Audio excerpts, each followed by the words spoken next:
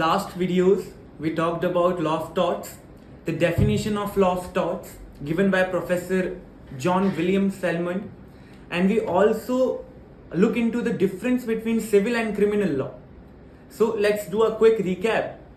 So the difference between civil and criminal law we talked about on certain elements. First one was the nature of an act. So the nature of an act in civil law is less serious in nature as compared to offenses in criminal law. Then we talked about what is the underlying motive behind filing a civil suit or behind filing a complaint in form of FIR in criminal law. So the motive behind filing a civil suit is compensation. Compensation means muavza. And second, in criminal law, the motive behind filing a complaint is to get a mental solace, to make the offender liable for punishment, so that it could also act as a deterrent. Third, हमने देखा था intention.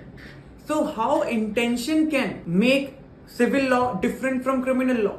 So in civil law, intention does not play a very crucial role. But in criminal law, intention plays a very significant role. Without intention, you cannot hold a person liable under criminal law. Because as we have already discussed, the whole criminal law parlance revolve around a legal maxim known as actus non facitrium nisi mens rea, जिसका मतलब होता है mens rea plus actus rea is equal to crime. So although the element of actus rea is being fulfilled, but if mens rea is absent, you cannot hold any person liable under criminal law. For example, अगर कोई एक व्यक्ति चौराहे पर खड़ा है और वो देखता है कि मिस्टर ए बी को शूट कर देता है, so this is an illegal act and this is punishable under section 302 of Indian Penal Code 1860. इस एक्ट को हम मर्डर कहते हैं. But wait, क्राइम का जो फॉर्मूला हमने देखा है mens rea plus actus reus. Mens rea is mental element, guilty intention, criminal intention, malicious intention. Actus rea means guilty act. But how can you hold that person liable for murder if he is not having the rudimentary intention? So although ये जो act है, ए ने B को shoot किया, तो सभी लोगों को लगेगा कि भाई ए ने बी का मर्डर किया, ए ने बी को जान से मार दिया. But still it can not be considered as a crime. मान लो कि ए ने प्राइवेट डिफेंस में मारा है उसे, मान लो कि ये पुलिस ऑफिसर है, इन लॉफुल अथॉरिटी उसने मारा है, और वो जो व्यक्ति को मारा है वो हैबिचुअल ऑफेंडर था, रेसिडिविस्ट था, और वो अपने सुपीरियर के ऑर्डर पर काम कर रहा था. इसीलिए क्रिमिनल लॉ में दोनों चीजें इंपॉर्टेंट है, मेंस रिया प्लस एक्टिस रिया. आपको ऐसा लग रहा होगा देखने पर on the face of it कि हाँ भाई लीगल एक्ट कमिट हुआ है, but you don't know the intention behind it, what was the motive behind it.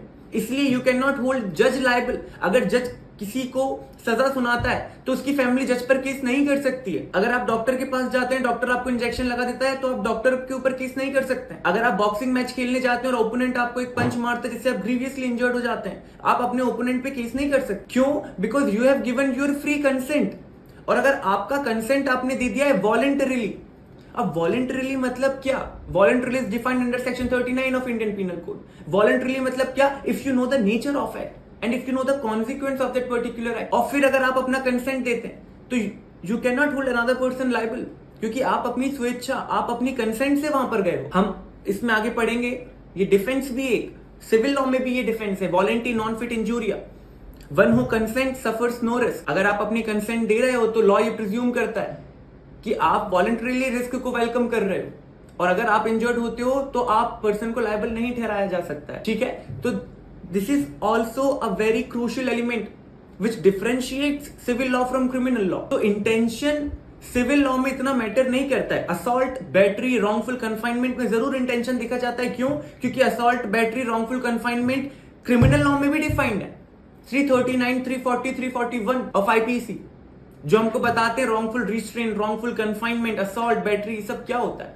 मैंने बंदूक दिखाई, दिस इज असॉल्ट. क्यों? क्योंकि रीजनेबल अप्रेंशन आपके दिमाग में आया, अभी मैंने मारा नहीं है, तो दिस इज असॉल्ट. आकर के मैंने गन से ही आपको मारा, शूट नहीं किया, गन से ही मारा, this is battery. इन्फ्लिक्शन of harm, इन्फ्लिक्शन of injury. अगर ए व्यक्ति बी को मारने के लिए हाथ उठाता है, स्लैप करने के लिए, तो दिस इज असॉल्ट. जैसे ही वो गाल पे टच होता है, that's battery.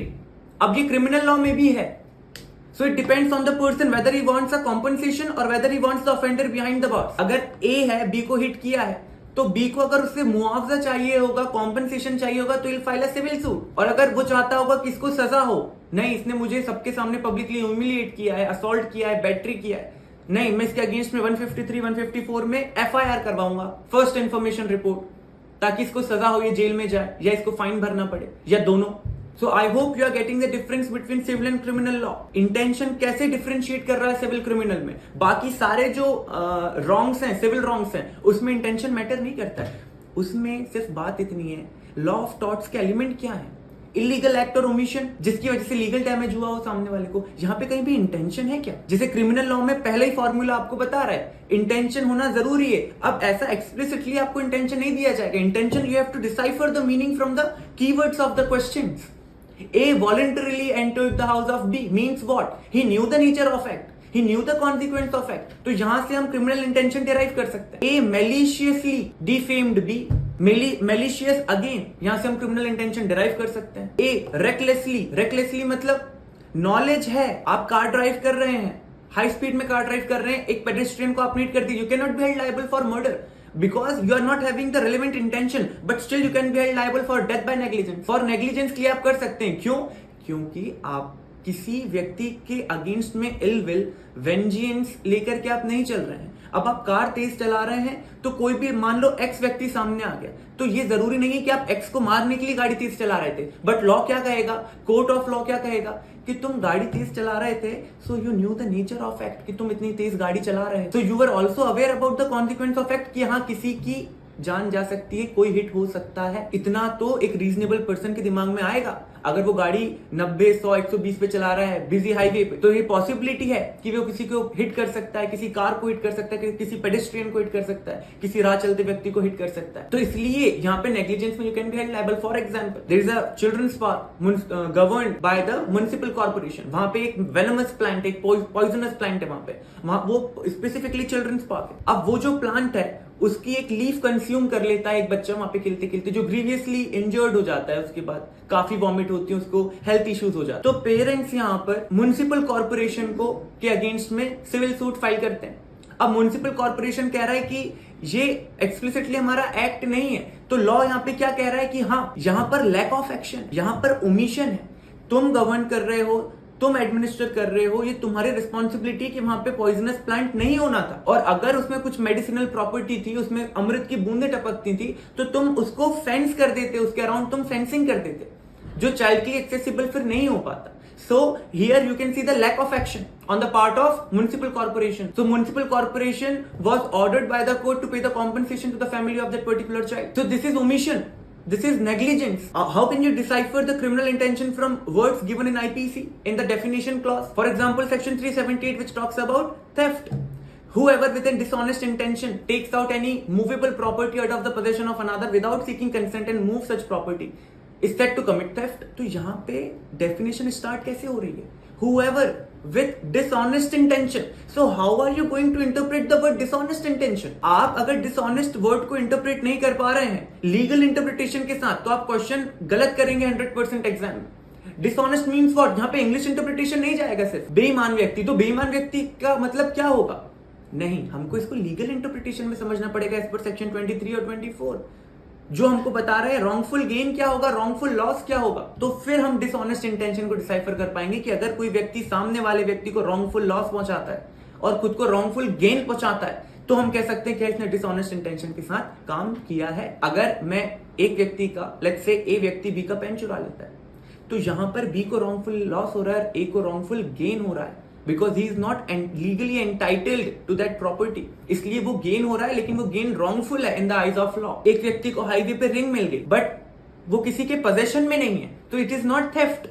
He can be held liable for the other offences. क्यों? क्योंकि वो किसी के पोजेशन में नहीं है. Theft is an offence against possession. Word हम क्या देख सकते हैं? Fraudulent, against section 24-25. फ्रॉडुलेंट हम कब कहेंगे कि कोई फ्रॉडुलेंट है? If he has an intention to defraud. Fraud में इंटेंशन होना चाहिए. अगर वो जेन्युइनली बिलीव कर रहा है तो, और आपको कोई स्टेटमेंट देता है, तो वो फ्रॉड नहीं है. क्यों? क्योंकि he is lacking intention. He can be held liable for misrepresentation और अदर ऑफेंसेस, जैसे हमने नेग्लिजेंस अभी देखा. लेकिन he can not B held liable for fraud, क्योंकि फ्रॉड के लिए इंटेंशन बहुत ज्यादा जरूरी है. जैसे टॉर्ट्स में हम एक एग्जांपल देखते हैं, कैसे इंटेंशन अगर आपका नहीं भी है, आपका इलविल, आपका वेंजियंस, आपका मोटिव भले ही नहीं हो, बट स्टिल अगर आपके एक्ट और ओमिशन के कारण दूसरे व्यक्ति को, आपके नेबर्स को, are living in the same vicinity, उनको अगर अनॉयंस हो रहा है, उनको अगर किसी तरह का लॉस हो रहा है, कोई हार्म हो रहा है, कोई इंजरी हो रही है, तो still you can be held liable under civil law. Court of law आपसे ये नहीं बोलेगा आपका इंटेंशन था कि नहीं था, आप नेग्लिजेंट थे कि नहीं थे, आप केयरफुल थे, आप केयरलेस थे, इससे उनको मतलब नहीं है। आपके एक्ट से और ओमिशन से अगर लीगल डैमेज हुआ है so you are liable to pay compensation. जैसे कि फॉर एग्जाम्पल मुझे गिटार बजाने का शौक है, स्पेशली इन वी आवर्स। सुबह ब्रह्म मुहूर्त में मुझे गिटार बजाने का हॉबी है, मैं रोज बजाता हूँ। लेट्स से अब मैं छत पे जाकर के गिटार बजाता हूँ, इलेक्ट्रिक गिटार ब्रह्म मुहूर्त में बजाता हूँ। अब मेरे जो नेबर्स हैं उनको डिस्टर्बेंस होता है सुबह सुबह, तो वो मेरे घर आते हैं, मुझसे कहते हैं कि यार आप please refrain yourself from playing this instrument in wee hours, क्योंकि हमारा पीसफुल स्लीप डिस्टर्ब हो रहा है। तो मैं समझता हूँ कि ठीक है, so as a responsible person मैं छत से कमरे में आ जाता हूँ, कमरे में मैं गिटार बजाता हूँ। उसके बाद भी लोग डिस्टर्ब होते हैं, वो लोग फिर मेरे घर पे आते हैं, मुझे वार्निंग देते हैं कि अगर आपने अब इसका नॉइस हमारे प्रेमिसेस तक आया तो हम आपके अगेंस्ट में सिविल सूट फाइल करें। Again as a responsible person मैंने 70,000 रुपए देकर के साउंड प्रूफ टाइल्स लगवाए अपने रूम में ताकि नॉइस बाहर ना जाए। साउंड प्रूफ टाइल्स इंस्टॉल हो गए, मैंने गिटार बजाया, लेकिन उसके बावजूद नॉइस बाहर चला गया और नेबर्स को डिस्टर्ब कर। अब उन्होंने मेरे अगेंस्ट में केस फाइल कर दिया सिविल कोर्ट। सिविल कोर्ट के पास में गया, सो माय कंटेंशन वाज कि मेरा यहाँ पे इंटेंशन नहीं था, मैं तो एज अ रीजनेबल पर्सन इन लोगों को हार्म ना हो, इन लोगों को अनॉयंस ना हो, तो मैंने 70,000 रुपए इन्वेस्ट किया। बट स्टिल देखिए आप नाइंसाफी, इन लोगों ने उसके बाद भी मेरे अगेंस्ट में केस फाइल कर दिया।